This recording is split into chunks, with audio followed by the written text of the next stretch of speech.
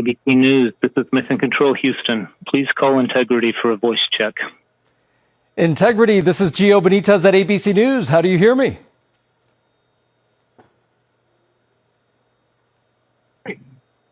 Outstanding. We have you loud and clear. How about us? I hear you loud and clear, and I truly cannot believe it. You are quite literally on the way to the moon right now and still speaking with us. Tell me, how do you feel? What's going through your mind? I mean, this must be so incredible because have you allowed the weight of the moment to really fit in here? Have you allowed that to happen?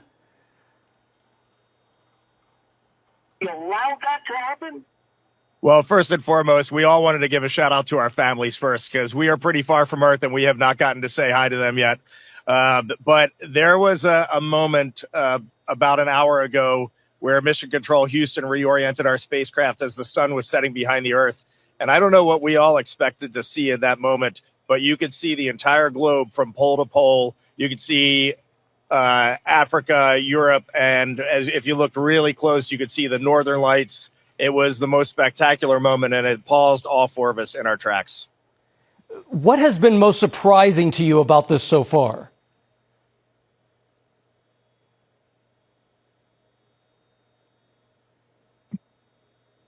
Well, I think probably one of the things that surprised all of us is when those solid rocket boosters actually lit and we left the pad. It was just a moment of disbelief. And yeah, the fact that we launched, it just totally takes you by surprise, even though you're expecting it, at least for me anyway. And I just had a huge smile across my face.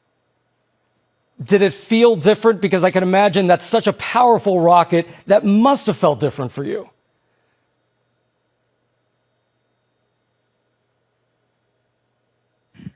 One of the biggest surprises was how smooth riding those solids was. We all expected a really just dynamic ride, a lot of motion. We were prepared to potentially not being able to see telemetry, to maybe even not being able to, touch switches. And it was very smooth. It was a definite difference when they separated and we were just on the main engines, but just a steady rumble and a great ride. What do you want to tell Americans here at home who are watching this right now? They're quite amazed at the fact that you are speaking to us on the way to the moon right now. What do you want to tell them about this particular mission and why it's so important?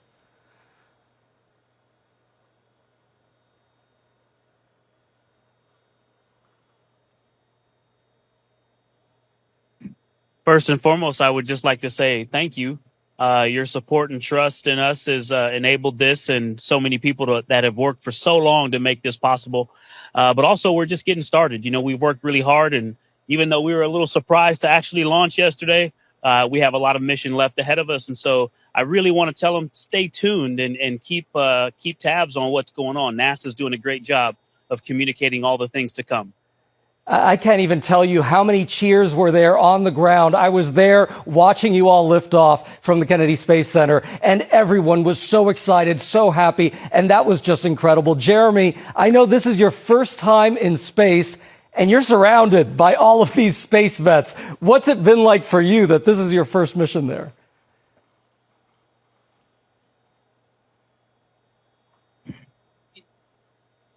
There has been a tremendous amount of disbelief for me. It's just so extraordinary.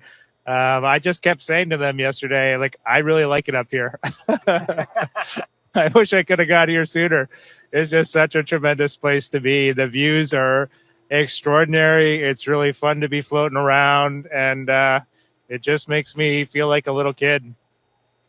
I heard that there was a little bit of an issue with the toilet. Which one of you was the plumber?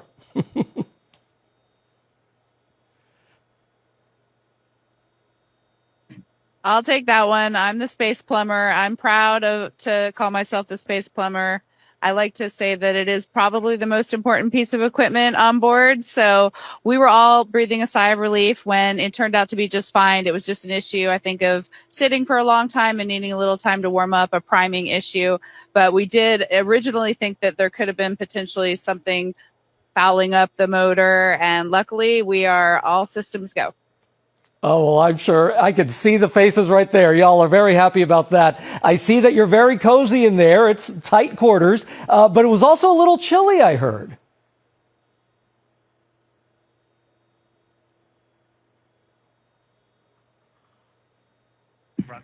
It is quite cold, and yeah, we're wishing we had the lower temperature sleeping bags with us. But right before this PAO event started, I pulled my knit cap off, and I'm ready to put it back on. But Houston's been working with us to change fan speeds and temperature set points, and we've actually been able to warm it up a lot better in the last half a day or so.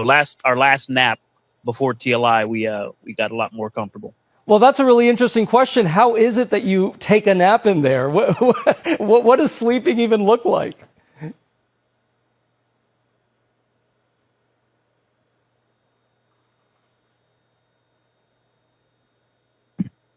Well, let's see. So we've been off the planet for about 30 hours now, and we've had 2 very short naps. We actually just gathered for our first meal together in space. That is how busy we have been the last day and a half. It has been really an amazing beginning flight plan, but sleeping here is it's actually sort of comical. Christina has been sleeping heads down in the middle of the vehicle, kind of like a bat suspended from our docking tunnel.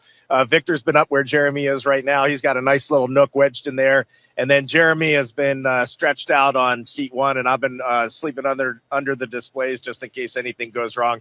It's more comfortable than you would think, and it's nice to sleep in weightlessness again. Every time I was dozing off last night, I had that image that I was tripping off a curb and I was waking myself up. So my body's getting reacclimated. It's been a few years since I've been up here. I've heard it's the best sleep up in space. Do you feel the weight of history knowing that you're going to be traveling farther than any other human?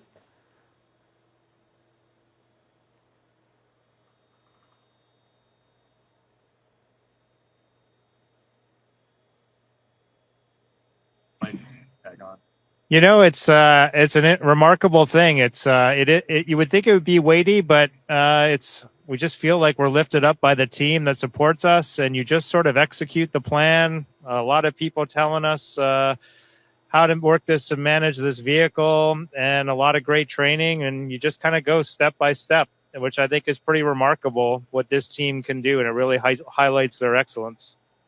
I think I just want to add, we just got done our translunar injection burn, and it was pretty tense moments there. For a second. And when we got done that burn, we just kind of looked at each other as a crew. We have been to the moon before in 1968 through 1972. It's been a long time since we've been back. And I got to tell you, there is nothing normal about this. Sending 4 humans 250,000 miles away is a Herculean effort. And we are now just realizing the gravity of that. Yeah, nothing normal about this. What are you most excited about once you get to the moon?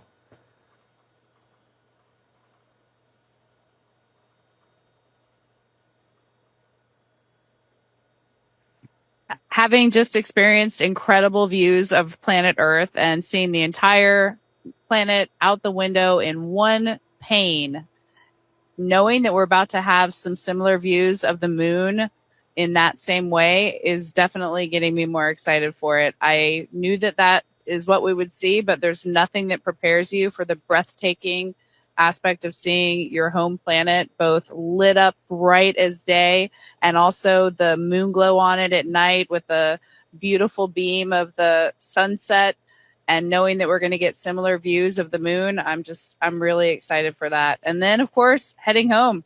Right now we're in our cruise phase outbound, but we'll be turning our sights back on our home planet shortly.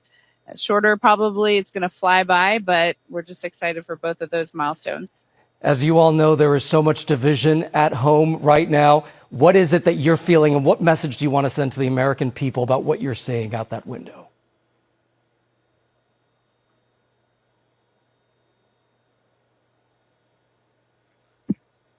Well, the first thing I would say is trust us. You look amazing. You look beautiful. And from up here, you also look like one thing. Homo sapiens is all of us, no matter where you're from or what you look like. We're all one people. And so, this mission, one of the things that's amazing about being around and just being an astronaut, serving our countries at this time is that we get to give ourselves a mission that we can hold on to say, hey, look at what we did for for the rest of our lives. You know, we call amazing things that humans do moonshots for a reason, because this brought us together and showed us what we can do when we put, not just putting our differences aside, when we bring our differences together and use all the strengths to accomplish something great. And so this mission will give us one of those that we all can remember and hold on to for the rest of our days. And I hope people will tune in and give us a chance. Integrity, what an honor to speak with you. Thank you so much.